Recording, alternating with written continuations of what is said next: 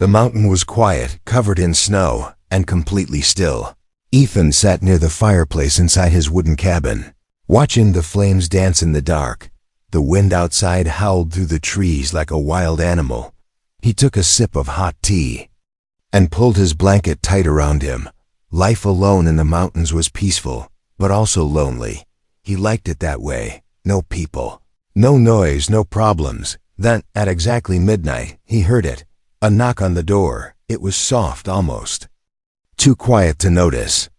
But it was there. Knock, knock. Ethan sat up straight, his heart suddenly beating faster. No one ever came here. Not at this time. Not in this weather. He waited, thinking maybe it was the wind. But the knock came again. This time a little louder. He stood up slowly and grabbed the flashlight from the shelf. He walked to the door, cautious but curious. He opened it slightly, shining the light into the cold darkness. And then he saw her. A woman stood in the snow, barefoot, wearing strange silver clothes that shimmered in the light.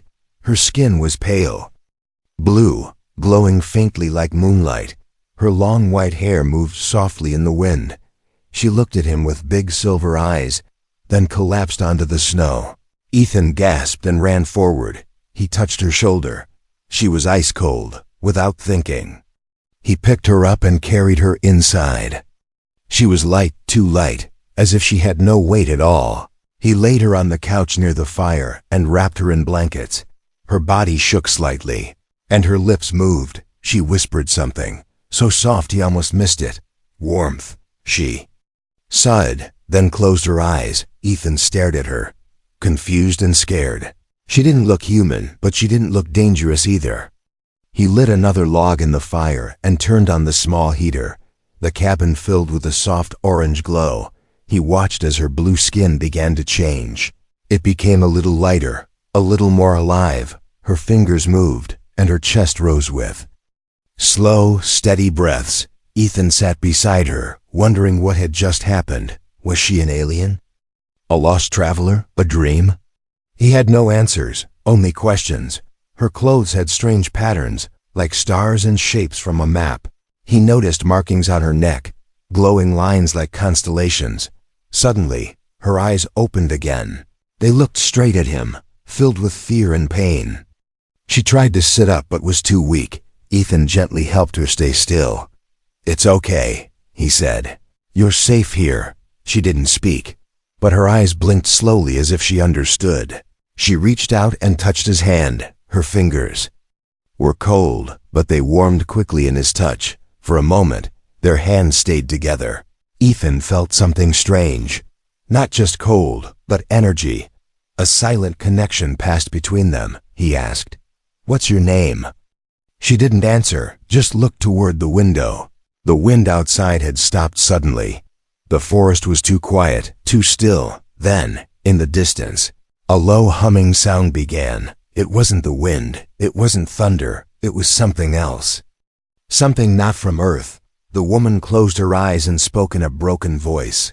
"Not safe, they follow." Ethan's heart dropped. "Who?" he asked. "Who is following you?" But she didn't answer. She slipped into sleep again, breathing slowly. Ethan stood up and locked the door, then pulled the curtain closed. He grabbed his old hunting rifle and placed it by the door.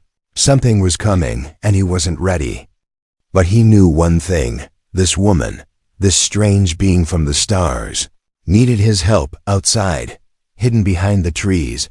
A pair of glowing red eyes watched the cabin. The snow began to fall harder, and the cold wind returned, but inside next. To the fire, the woman slept, and Ethan kept watch, waiting for whatever was coming next. The cabin was quiet, except for the soft crackling of firewood. Ethan didn't sleep that night. He sat near the couch, watching the alien woman breathe. Her chest rose and fell slowly, and the color in her skin had returned, not fully, but enough to make her seem alive again. He didn't understand what had just entered his life. She was something from another world, maybe another galaxy, and yet, lying there under his old wool blanket, she looked almost human, peaceful, fragile. Alone, just like him, the morning light came cold and gray. Snow had covered the window edges. Ethan made coffee but kept looking at her. She hadn't moved since she fell asleep. Then, as he took a sip, her eyes opened again. This time she didn't look afraid, just tired, confused. And searching, she tried to sit up again, and Ethan rushed to help. "You're okay," he said gently. "You're safe now." Her eyes moved slowly around the room, taking in the fire, the furniture, and the strange tools around her. She opened her mouth, trying to speak. "Warmth," she said again. But this time she added one more word, "need." Her voice was soft and broken, like it had traveled through space to reach him. Ethan nodded slowly. "You need warmth," he repeated. "I'll help." She stared at him, blinking once, as if that was her way of saying thank you. Ethan gave her more blankets and added wood to the fire. She touched the edge of the flame with her hand, and her skin glowed slightly. Then she drew something in the air with her finger, shapes. Symbols, not from Earth. He couldn't understand it, but he watched carefully. She pointed at the fire, then at her chest, and then to the sky through the window. Ethan tried to understand. "You're cold because you're not from here?" he asked. She tilted her head slightly, like she understood part of it. Then she placed her hand on her chest and said one word. "Alira." Ethan pointed to her and repeated, "Alira?" She nodded, her expression softening. That was her name, Alira, the woman from the stars. She looked around the cabin, eyes stopping on the small map that hung above the fireplace. She stood slowly, weak but curious, and pointed to a spot far above the mountains. She drew a spiral shape in the air, and then crossed it with 2 fingers. Ethan had no clue what that meant, but her face darkened. She said one more word. "Crash." Ethan stepped closer. "Your ship crashed?" Alira blinked twice. He felt a chill that had nothing to do with the weather. She hadn't just come here by accident. Something had gone wrong, very wrong. Then she touched her wrist, and a small light appeared just under the skin. A glowing orb floated out slowly and showed a faint image. Ethan saw a large silver ship spinning through clouds, hit by a beam of light, then falling fast. The image vanished, and Alira leaned on the wall, tired again. Ethan realized she had run from something or someone. She had crashed here, maybe trying to escape, and now she was hiding, not just from the cold, but from what followed. He looked out the window. The forest looked calm, but something deep in his chest felt uneasy. The air was too quiet. He turned to Alira and asked, "Are you in danger?" She closed her eyes and whispered, "Yes." Then she opened them and pointed at herself, then at him, then at the fire. Ethan understood enough. They were connected now. She needed him, and maybe he needed her too. The night returned quickly. Darker than usual, Ethan added locks to the door and placed the rifle nearby again. Alira sat closer to the fire now, her glow brighter. But outside the cabin, hidden in the deep trees, something moved. Not the wind, not an animal, but something. Watching, waiting, and it had followed her across the stars. The sky above the mountains turned an unnatural shade of red. Not like a sunset, but like a warning. Ethan stepped outside the cabin, wrapped in a thick coat, staring at the strange light in the clouds. It pulsed like a heartbeat, slow and steady. The snow had stopped falling, but the silence was heavier now, as if the forest was holding its breath. Alira stood behind him, her bare feet glowing slightly against the cold ground. She raised her hand toward the sky, her silver eyes narrowing. "Too late," she whispered, almost to herself. Ethan turned to her. "What do you mean?" But she didn't answer. She only stared upward, as if something was coming down. That night, she didn't sleep. She sat near the window, staring into the trees. Ethan watched her from across the room, worried and full of questions. She had tried to draw symbols again earlier, circles, lines, a strange eye shape that made him uncomfortable. Then she had stopped, as if she realized it wouldn't matter anymore. In the middle of the night, the radio in the corner of the room suddenly turned on. It hadn't worked in years. Crackling static burst through the silence. followed by a deep voice speaking in a language Ethan had never heard. Alira ran to it, her hand shaking as she turned the dial.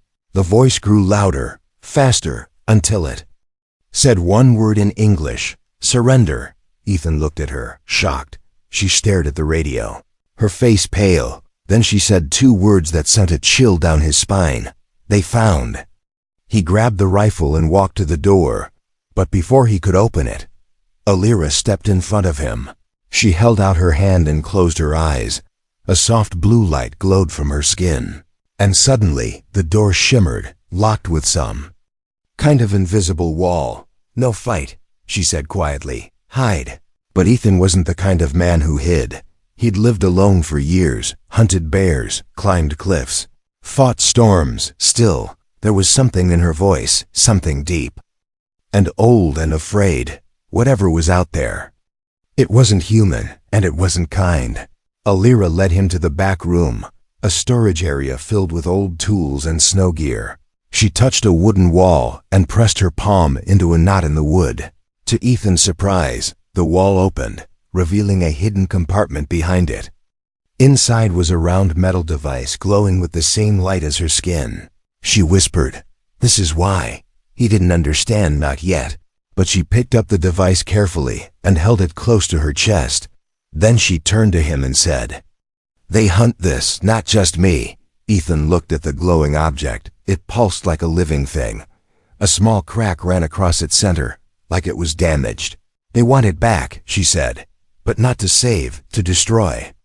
Ethan realized then that she wasn't just a visitor. She was a runaway, carrying something powerful, something important.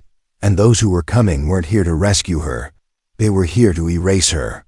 A sharp thud hit the roof, followed by another. Ethan rushed to the window and looked up. Shadows moved across the sky, fast and silent. Then came the sound, like metal scraping bone. A shape landed in the snow outside, tall and thin with glowing red eyes. It didn't walk like a man. It flowed across the snow without leaving a trace. Alira grabbed Ethan's arm and pulled him away from the window. "Tracker," she said, trembling. "One of many." The thing outside raised its hand, and a beam of red light scanned the cabin walls. Ethan ducked, holding his breath. The light stopped just short of the window. The tracker tilted its head, confused, then moved on. They waited in silence until the sound faded, but Alira didn't relax. "Only first," she said. "More will come." Ethan felt his world spinning. Yesterday, he was a lonely man in the mountains. Today, he was protecting an alien fugitive from space hunters with red eyes and silent steps. He looked at her again, fragile, tired, glowing with quiet power. He knew one thing now: she had no one else. And somehow she had chosen him. The cabin no longer felt like a home. It had become a cage of silence, wrapped in snow and fear. Ethan had boarded the windows with old wooden planks, nailed tightly with shaking hands, but he knew wood wouldn't stop what was out there. Not this time. Alira sat in the corner, knees pulled to her chest, her silver eyes never blinking. The glowing device still rested near her heart, wrapped in cloth and silence. Outside, the wind had gone dead again. No birds, no sounds. Just the low mechanical hum rising through the forest like a ghost breathing. Ethan checked the traps he had set earlier. Rusted bear traps, tripwires with bells, and broken shotgun shells wired to make noise. Not high-tech, but maybe enough to slow whatever was hunting them. He wasn't a soldier, just a man who didn't like being scared, and now fear walked outside, disguised in metal and silence. As the sky turned from gray to black, the air inside the cabin changed, colder, tighter, as if something was pressing down on the walls. Alira stood slowly, her skin pulsing with soft blue light. "They're close," she whispered. "One already inside." Ethan froze. Inside? He looked around. The door was locked, windows sealed. Then came the creak.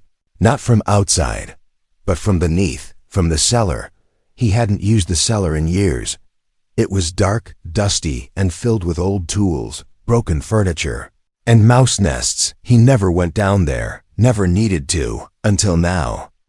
Ethan moved toward the trapdoor, holding the rifle tight. Alira followed, silent as a shadow. He pulled the latch, and a cold breath rose from below. The air smelled wrong, not damp like old wood, but sharp like burning metal. They stepped down the stairs, one slow step at a time. The flashlight flickered, then died. Alira raised her hand, and a soft glow lit the room. That's when they saw it. Standing in the corner, motionless, was a tall figure covered in armor. Its body was thin like wire, its face smooth and blank, with no mouth, no eyes, only a red slit across its head. "Tracker!" Ethan raised the rifle and fired. The blast echoed like thunder in a cave. The tracker flew back, slamming into the wall, sparks flying from its chest. But it stood back up, slowly, like nothing had happened. Alira shouted something in her language. The tracker turned its head, and for the first time, it moved fast, in a blink. It was across the room, grabbing Ethan by the throat. He dropped the rifle, choking, kicking, eyes wide. Then Alira screamed. Not loud, but deep. Her skin exploded with light, blue and white like lightning trapped in water. The tracker jerked back, releasing Ethan, who fell to the ground gasping.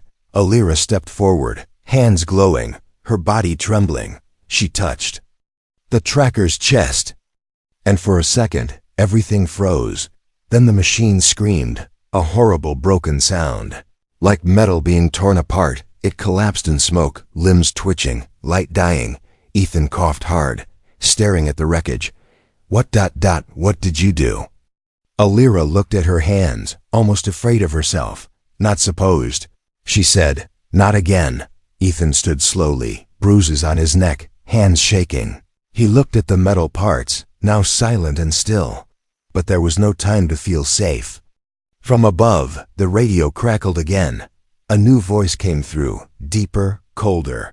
"We know." It said, "We are near." Alira turned to Ethan, tears forming in her eyes. "More come," she whispered, stronger. Ethan picked up the rifle and nodded. "Then we fight," he said, voice rough but calm. Alira looked at him for a long moment, then nodded back, not with fear, but with trust.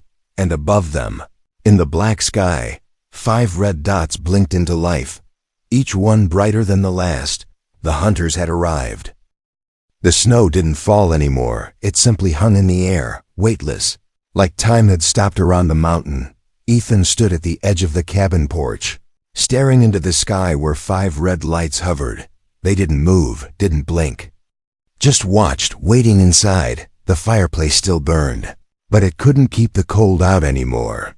Not the cold from the storm, the cold that came from knowing something ancient and deadly had found them.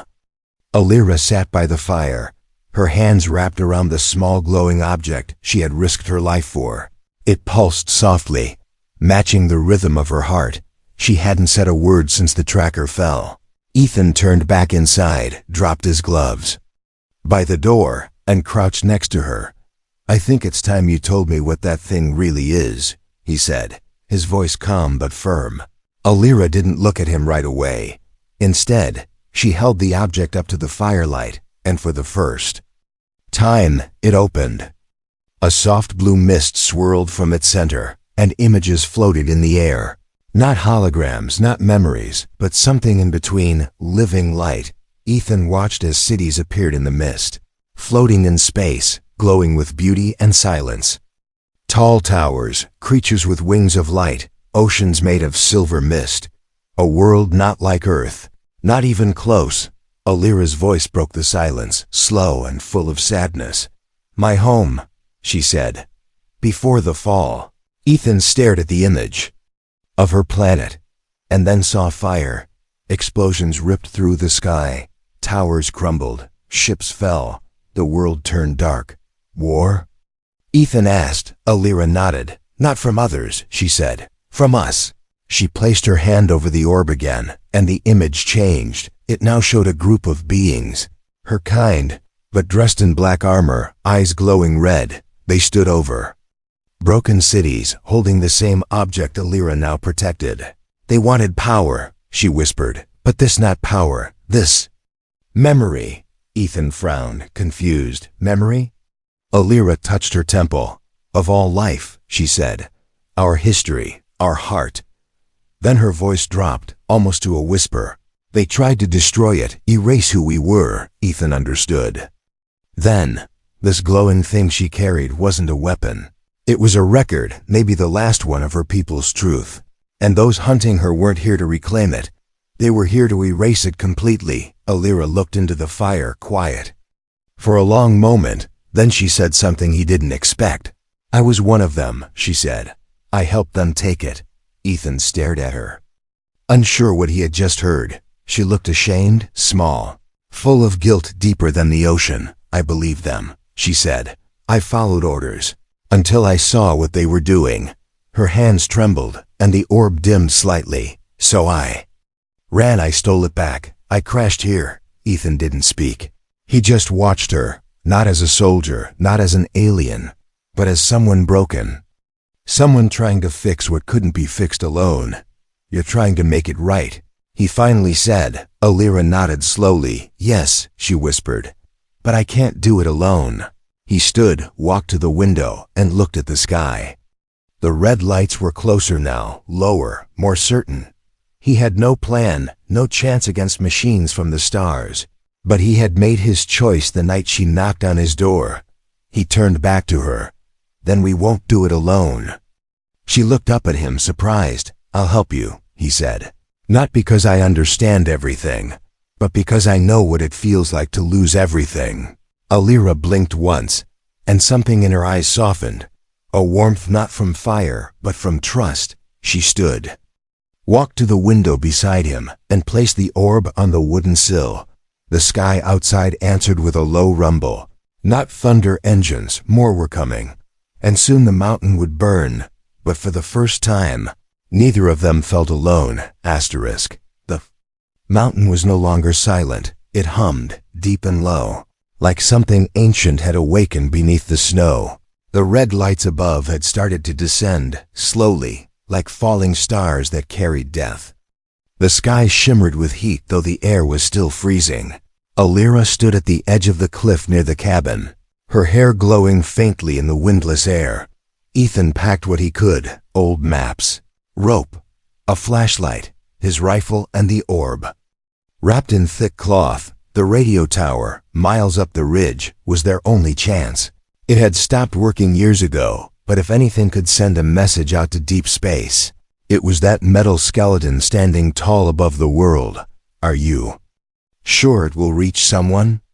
He asked, breath forming clouds in the air. Alira didn't answer with words. She just pointed at the sky, not at the lights, but beyond them. Then the first shot came. It wasn't a bullet, but a beam, slicing through trees below like a blade of red lightning. The ground shook, and snow exploded upward in a flash of light.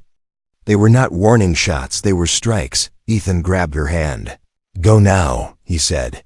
They ran through the woods, boots breaking frozen branches, every breath loud in the cold air. Behind them, the trees burned silently, no flames, just light and ash. Alira stumbled once, the orb pulsing brighter with each step. It was hurting her, draining her. She looked weaker with every mile. Her glow dimming, her voice gone. Still, she didn't let go of the orb. Ethan tried to carry her, but she shook her head. No, she mouthed. You must get it there. He understood. She wasn't running to survive. She was running to deliver something before she no longer could. At the halfway mark, they saw the tower, rising like a broken spine against the clouds. Its base was surrounded by old snowmobiles, rusted crates, and steel cables. Years ago, Ethan's father had helped build this place. Now it would be the last breath of a dying story. They reached the control room, shattered glass covering the floor like ice. Ethan placed the orb into a rusted terminal, hoping it would somehow connect. Alira collapsed beside it, coughing quietly. He turned to her. What now? She reached forward and touched the orb, her hand glowing brighter than before. The machine lit up. Screens blinked to life, and a deep hum shook the tower. Then a strange voice spoke, not in English, but the language of stars. It repeated. The same phrase, again and again, Alira whispered. It's sending. But the sky outside was tearing open. The red ships broke through the clouds like knives, black shadows pouring out of them. The first one landed near the tower, tall as a tree, armed with glowing weapons and sharp metal limbs. Ethan fired, bullets bouncing off like dust. Then, second landed, and a third. Alira stood slowly, barely breathing. She walked to the platform outside, wind pushing against her body like it wanted her to fall. She raised her arms, and her glow returned, brighter than ever before. The machines paused, as if confused. Then one of them spoke, in English this time. Give it back, Alira smiled, her face full of both pain and peace. No, she said, and then she exploded, not in fire, not in noise, but in pure light. A wave of warmth, like a second sun, rushed out from her body. The red machines screamed, their metal forms melting mid-air, falling like broken stars. The tower shook but did not fall. The orb now floated on its own, shining in rhythm with her fading pulse. Ethan dropped to his knees, shielding his eyes. When the light faded, she was gone, not dead. Gone, like mist after sunrise. But the signal continued. And far above, in the cold dark, something finally answered. The mountain slept again. No more humming from the sky. No more red lights watching the trees. Just snow falling softly, like the world was exhaling after a long-held breath. The tower stood silent above it all, and below it, Ethan sat alone, staring into the cold air where Alira had once stood. He hadn't spoken in hours, not since the light faded, not since her body vanished like smoke into the stars. The orb now rested in his hands, no longer glowing, just a smooth stone wrapped in silence. But he could feel something, a warmth, faint but steady, still alive inside it. The machines had died with her light. No rescue ships came, no governments arrived, no news covered it. Just a man, a memory, and the forest that kept secrets better than people ever could. He buried the remains of the fallen trackers in the snow, deep and wide. He said no words, because he didn't know the language. But he felt the weight of what had been lost, and what had been saved. Weeks passed. He repaired the cabin, one piece at a time. The rifle still sat by the door, but the fear was gone. In its place was something new. Something he hadn't felt in years, purpose. Some nights, he would sit by the fire, holding the orb, waiting, not for danger, but for her. And sometimes, he thought he heard her voice, not in his ears, but somewhere deeper. Not a word, not a message, just a feeling, like warmth touching the edge of loneliness. Then one morning, the orb began to glow again, not bright, just a pulse, like a heartbeat. Ethan blinked in surprise, unsure if he was dreaming. He placed it on the table, and it hovered slightly above the wood. Spinning slowly, a small projection appeared, soft and blue, not of Alira, but of something new.